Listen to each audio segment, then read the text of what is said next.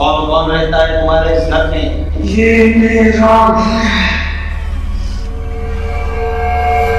कौन कौन रहता है तुम्हारे इस घर में?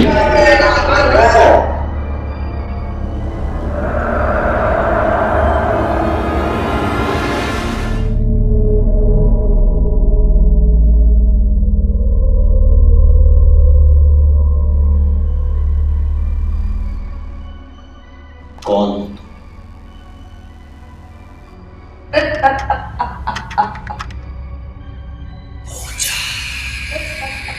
पूजा?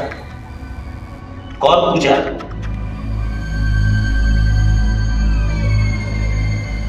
और कौन रहता है तुम्हारे इस घर में तुम्हारे साथ?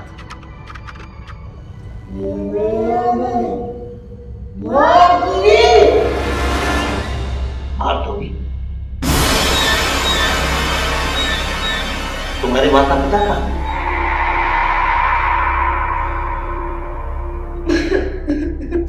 मर गए।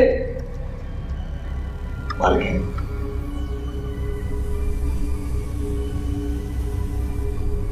लेकिन कैसे? Car accident.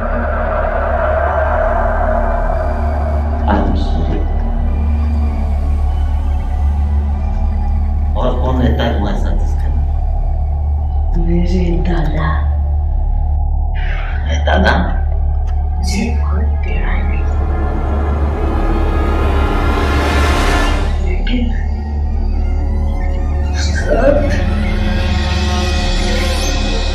सर मुझे बताओ पूजा। वो लोग बहुत गंदे हैं। कौन? कौन? वो गंदे हैं। कौन? मुझे बताओ तुम। जो लोग उस दिन मेरे घर आए थे।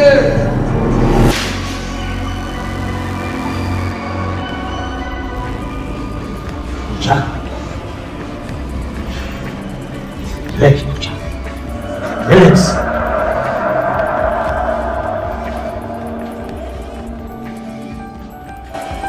दादाजी दादाजी।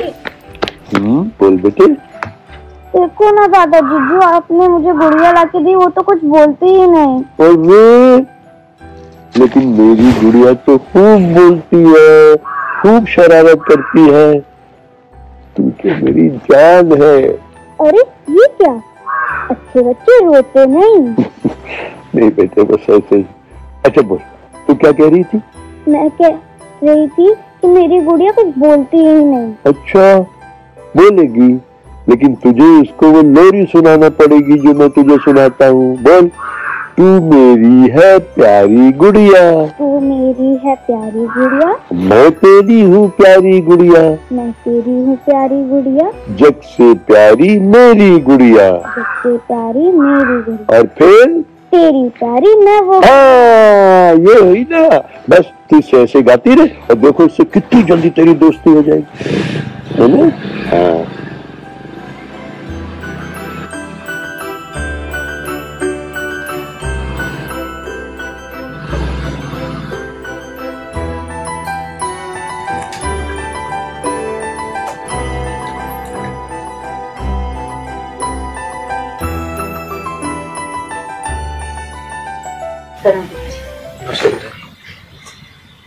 अरे पूजा, कैसी है मेरी बच्ची? हाँ पूजा बेटी तू अंदर जा। बोल कैसे आना हुआ? फिर क्या सोचा पिताजी, एक ब्रोकर से बात हुई है मेरी, इस मकान के अच्छे पैसे दिला। मेरे मरते दम तक ये घर नहीं बिकेगा। ये शहर में रहना जाके रहे, लेकिन मेरी जिंदगी में घर नहीं बिकेगा। आप गलत समझ रहे हैं पिताजी, और यहाँ भी आपको देखने वाला कौन है? कल को कोई बात हो गई तो लोग कहेंगे कि बेटे ने बूढ़े बाप का ध्यान नहीं रखा। और हमारे साथ शहर चलेंगे तो आपकी बहू और हम आपका अच्छे से ध्यान रख पाएंगे, और पूजा बिटिया की पढ़ाई भी अच्छे से हो जाएगी। पिताजी समझने की कोशिश कीजिए, आखिरकार पूजा हम लोगों की भी तो कुछ लगती है ना। मुझे बुरा लगता है आप लोगों को ऐसे यहाँ पर देखकर अकेले, और अगर ये मकान बिक जाएगा तो हम लोग की माली हालत भी थोड़ी ठीक हो जाएगी। फिर आप चलिएगा हम लोगों के साथ, आपकी सेवा करूंगी, बच्चे की भी देखभाल करेंगे। बस बस बस, अपने मीठे बोल अपने पास ही। मैं खूब अच्छी तरह जानता हूं कि तू मेरी कितनी सेवा करेगी, समझी? पिताजी आप गलत समझ रहे हैं। मैं जितना समझ रहा हूं ना, खूब समझ रहा हूं। मेरी जिंदगी में ये घर हरगिज नहीं बिके, और बिकना तो दूर, इस घर की एक ईंट भी मैं तुम दोनों को नहीं दूंगा। ये घर सिर्फ मेरी बच्ची का है, पूजा का है। क्या तुम लोग यहां से जाओ।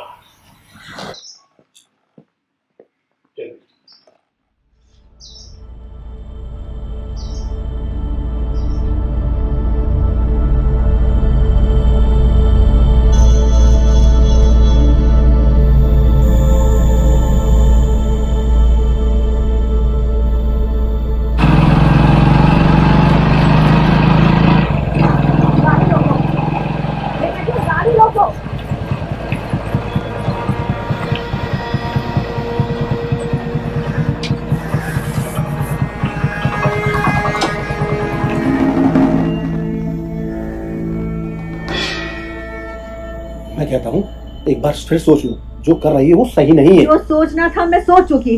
तुमसे तो कुछ होगा नहीं, तुम्हारा बस चले ना तो पूरी जिंदगी मुझको उसे किराए के मकान में सड़ा दो। एक वो तुम्हारा सरियल बाप और ऊपर से पूजा, न मरते हैं न हमें चैन से जीने देते हैं। पूजा भी हमारी बच्ची जैसी है। अरे मर क्यों नहीं गई अपने माँ बाप के साथ? मैं कहता हूँ अरे तुम चुप रहो। एक उस घर का सहारा था, वो भी अब हाथ से निकलता दिखाई दे रहा है।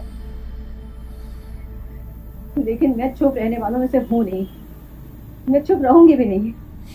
पिताजी ने गुस्से में अगर उल्टा सीधा बोल दिया तो उसमें सोचने की जरूरत नहीं है इतना।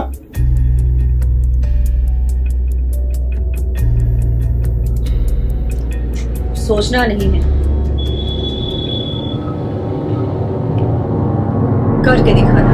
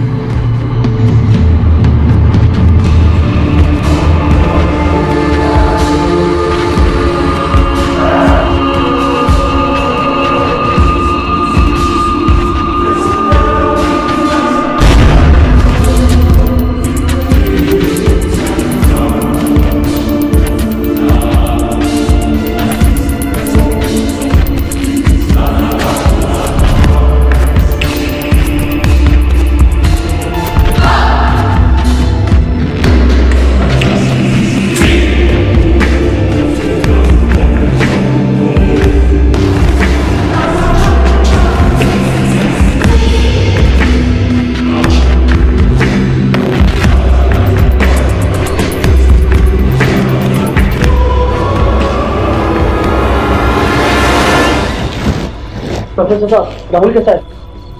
क्या बात है? और ये आवाजें कैसी थी? कैसा है मेरा बेटा? क्या हुआ उसे? रिलैक्स। आमतौर पर हम जिस मॉडर्न एजुकेटेड वर्ल्ड में रहते हैं, इन बातों पर यकीन नहीं करते हैं, पर ये सच है। इस संसार के परे भी एक संसार होता है जिसे पैरानॉर्मल मेडिकल साइंस में पैरेलल वर्ल्ड के नाम से जाना जाता है, जहां कुछ अदृश्य शक्तियां होती हैं। मिस्टर कमल, कुछ सच ऐसे भी होते हैं जो दिखाई नहीं देते हैं। ऐसे इंसान जिनकी वक्त से पहले मृत्यु हो जाती है, जैसे हत्या या आत्महत्या, वो इस संसार का हिस्सा बन जाते हैं और किसी इंसानी शरीर के जरिए अपनी अधूरी इच्छाओं को हम पर जाहिर करना चाहते हैं, उसको अपना माध्यम बनाते हैं ताकि वो अपनी बात को हम तक पहुंचा सकें। I am sorry, but Rahul is possessed. कोई है जो उसको नुकसान पहुंचाना नहीं चाहता, लेकिन कुछ बात है जो उसके जरिए से हम तक पहुंचाना चाहते, शायद एक राज। हत्या, आत्महत्या, अदृश्य शक्तियां, पैरेलल वर्ल्ड, एक राज। प्रोफेसर साहब, व्हाट यू ट्राइंग टू से? क्लियरली बताइए। तो आप ये कहना चाहते हैं कि इस घर के अंदर किसी ने सुसाइड किया है? सुसाइड नहीं, मर्डर। मर्डर? जी, वो भी एक नहीं, कई।